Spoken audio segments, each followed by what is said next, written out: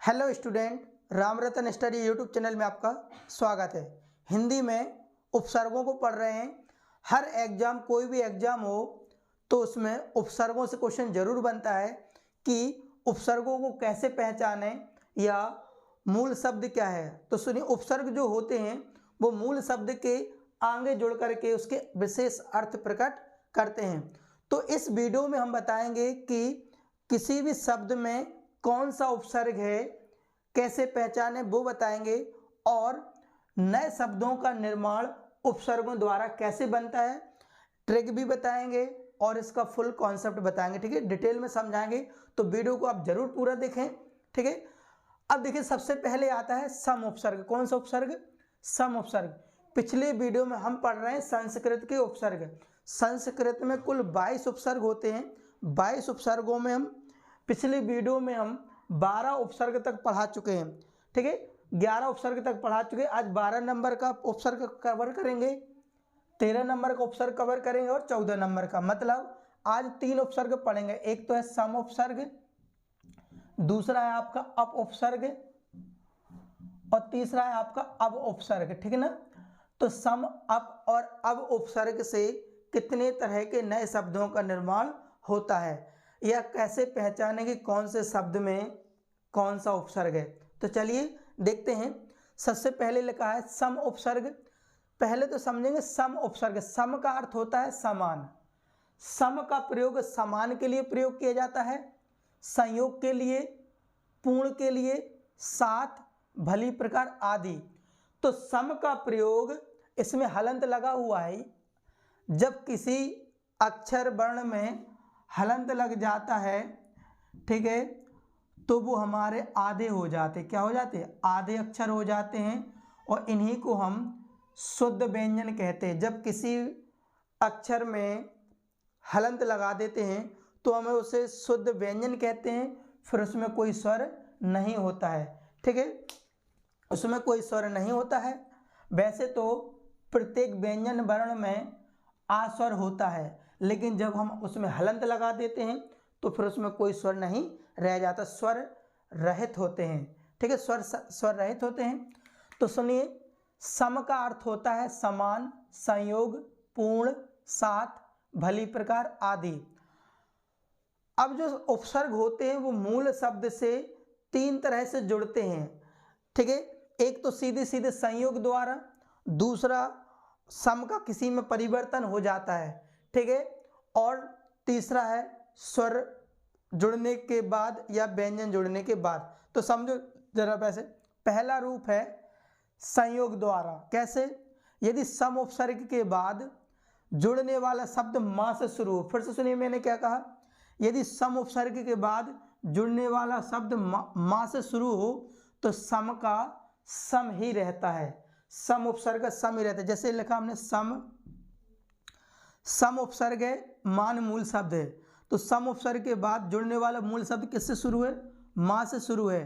तो सा तो सा रहेगा, सम का सम रहता है। जे आधा माँ है, आधा माँ हो गया, जे बड़ा माँ ने, तो क्या हो जाएगा? सम्मान। दूसरा है सम प्लस मेलन।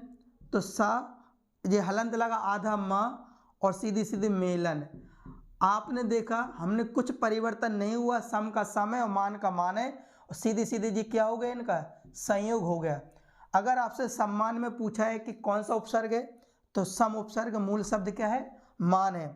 अगर दूसरा रूप देखिए, सम उपसर्ग के बाद, यदि सम उपसर्ग के बाद जुड़ने वाला शब्द किससे शुरू हो? ना से शुरू हो।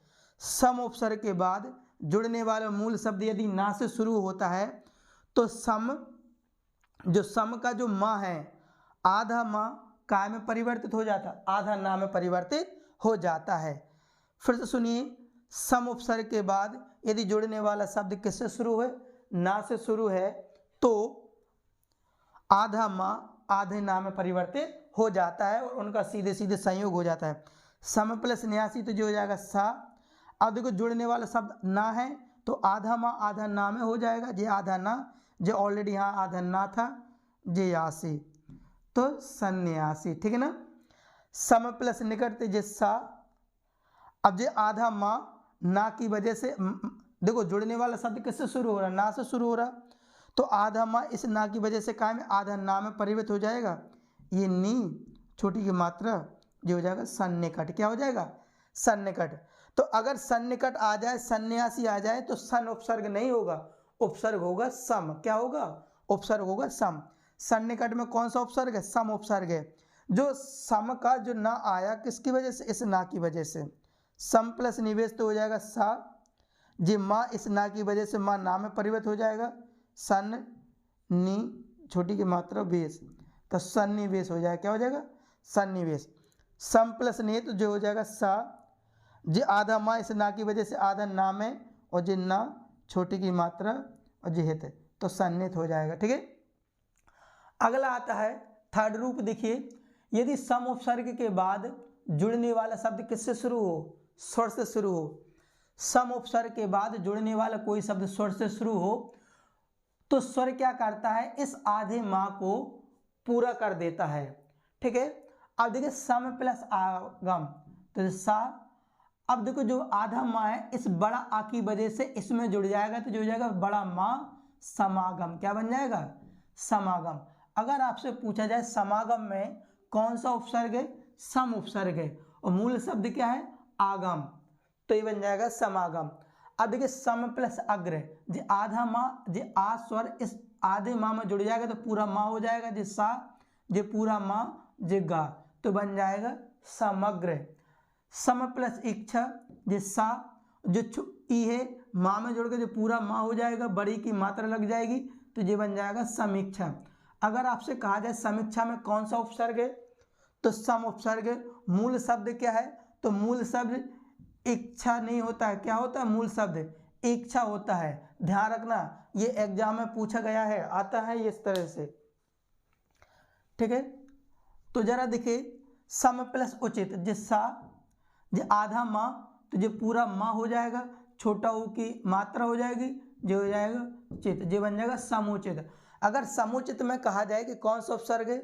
सम उपसर्ग है, और उचित क्या है बेटा? मूल शब्द है। तो आपके एग्जाम में पूछा जाता है कि इसमें उपसर्ग क्या है, मूल शब्द क्या है। ठीक है। सम प्लस ऊही, जिससा देखो जो स्वर आया तो आधा माँ पूरा माँ हो जाएगा, और इसमें बड़ी की मात्रा हो जाए तो लगा दो माँ बड़ी की मात्रा हो, जी हाँ, तो क्या बन जाएगा? समूह।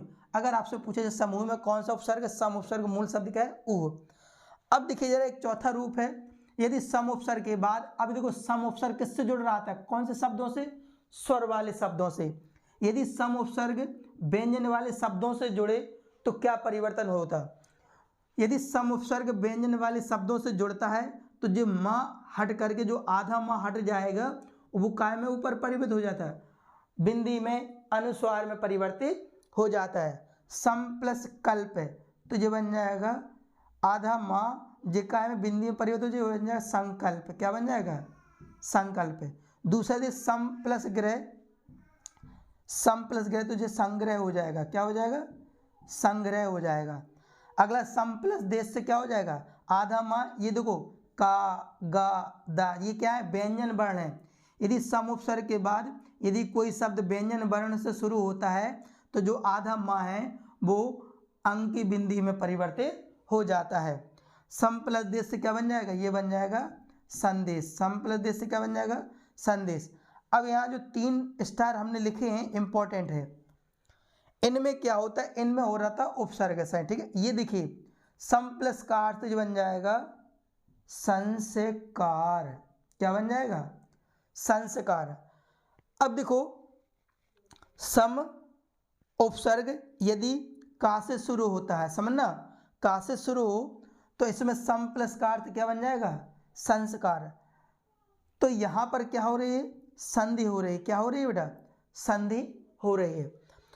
सम प्लस कृत से क्या बन जाएगा बेटा? संस्कृत। क्या बन जाएगा? इसमें कौन सी संधि हो रही? इसमें व्यंजन संधि हो रही। कौन सी संधि हो रही? व्यंजन संधि हो रही।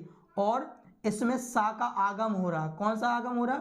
आधा सा बीच में अपने आप आ जाता है, तो सा का आगम, इसे सागमन संधि बोलते हैं।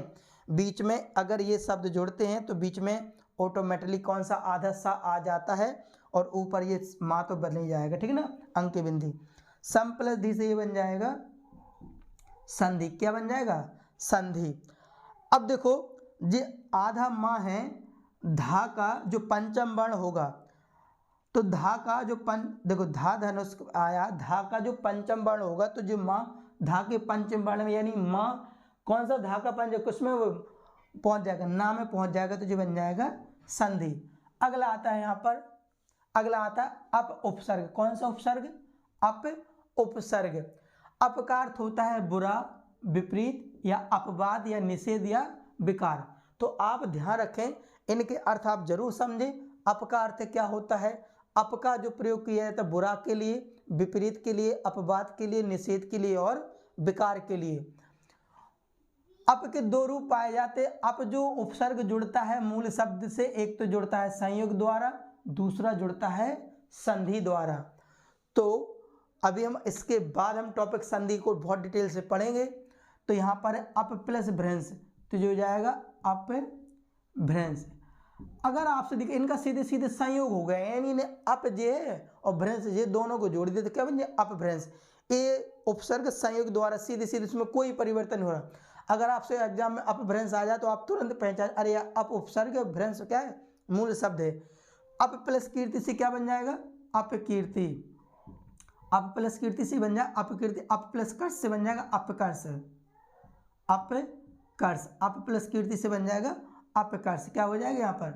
अपकर्ष हो जाएगा। ठीक, अप प्लस कीर्ति से क्या बन जाएगा? अपकर्ष हो जाएगा। ठीक है। अगला तो संधि द्वारा, देखो कैसे? अप प्लस अंग से देखो आ, जिप्पा, जो आ इसमें मिल जाएगा और ये बन जाए बड़ा अपांग। क्या हो जाएगा? अप प्लस अंग से क्या बन जाएगा आपका? अपांग हो जाएगा। ठीक है, सॉरी, अप प्लस अंग से क्या बन जाएगा? अपंग हो जाएगा। ठीक है ना।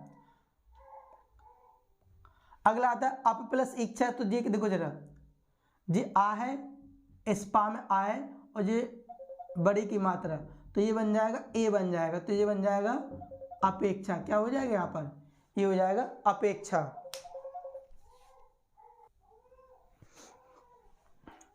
अगला देखते हैं अब उपसर्ग। कौन सा उपसर्ग?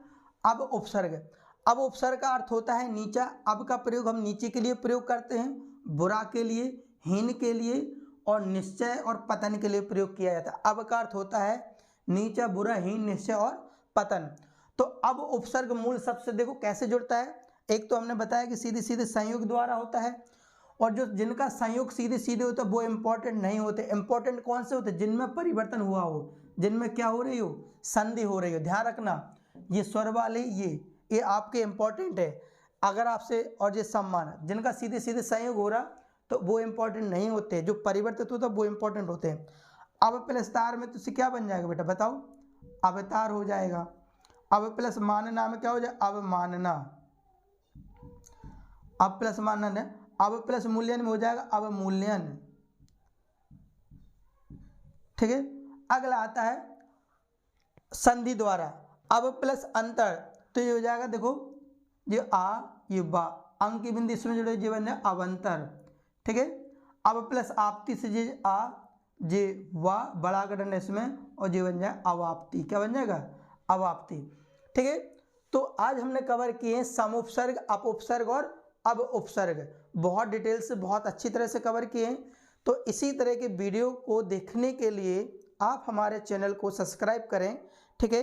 इसी तरह की रोज़ वीडियो अपलोड होंगी और यहाँ पर हिंदी का पूरा कंप्लीट सिलेबस आपको कराया जाएगा, बहुत डिटेल में, बहुत अच्छी तरह से। ठीक है, एकदम बिल्कुल कंप्लीटली।